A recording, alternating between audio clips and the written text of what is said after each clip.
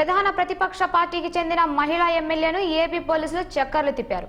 మహిళా పోలీసుల పర్యవేక్షణలో పోలీస్ ఫోర్స్ తో క్యాన్వాయ్ రన్ చేశారు. పోలీసుల తీరును ఎమ్మెల్యే రోజా తప్పుబట్టారు.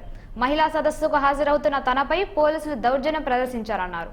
పేరచర్ల మార్గం మధ్యలో కారులో నుంచి దూకే ప్రయత్నం చేశారు. సొమ్మసిల్లి పడిపోయారు. పోలీసులు మాత్రం వారి లక్ష్యాన్ని నెరవేర్చుకున్నారు.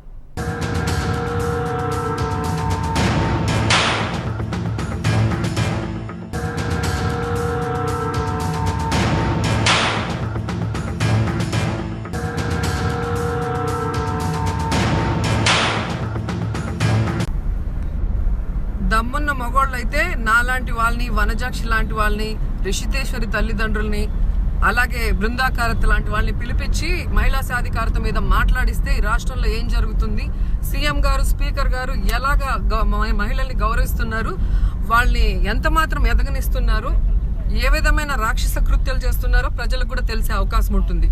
కానీ నిజంగా ఇంత పిరికి వాళ్ళు, ఇంత భయపడే వాళ్ళని నేను ఎక్కడా చూడలేదు ఏ రాష్ట్రంలో కూడా.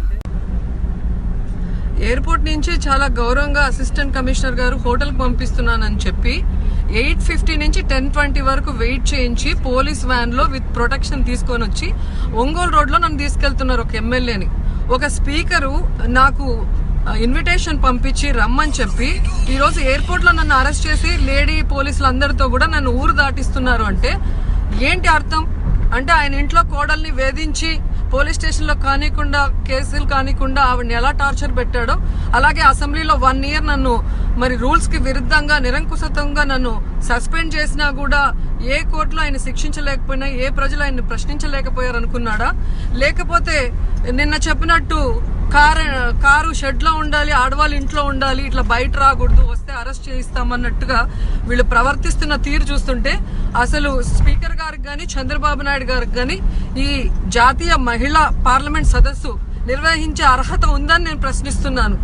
అసలు రమ్మనటం ఎందుకు, అరెస్ట్ చేయించడం ఎందుకు? అంత భయం ఉంటే ఎందుకు ఈ రోజు నన్ను రమ్మన్నారు? అంటే వీళ్ళు ఏం చెప్పాలనుకుంటున్నారు? 13 కోట్లు అసెంబ్లీ డబ్బు వెచ్చించి ఈ రోజు వచ్చిన వాళ్ళకి ఫ్లైట్ టికెట్లు, హోటల్ వేసుకొని వాళ్ళకి రంగురంగుల అమరావతిని చూపించి వాళ్ళ దగ్గర పొగిడించుకొని ఇక భవిష్యత్తులో 4-5 ఏళ్లు దాని గురించి డబ్బాలు కొట్టుకుందాం అనుకుంటున్నారా? ఇక్కడ ఉన్న నిజాలు చెప్పడానికి నేను రాకూడదు, అలాగే మా పార్టీ గౌరవాధ్యక్షురాలు విజయలక్ష్మి రాకూడదు, అలాగే బృందాకారత్ రాకూడదు, మేధా పట్కర్ రాకూడదు, కేవలం వీళ్ళకి భజన చేసే వాళ్ళే కావాలా? ఏమనుకుంటున్నారు వీళ్ళు? పోలీసులు కూడా చాలా అత్యుత్సాహం ప్రదర్శిస్తున్నారు. కాబట్టి ఖచ్చితంగా దీని మీద చర్యలు చేపడతారు.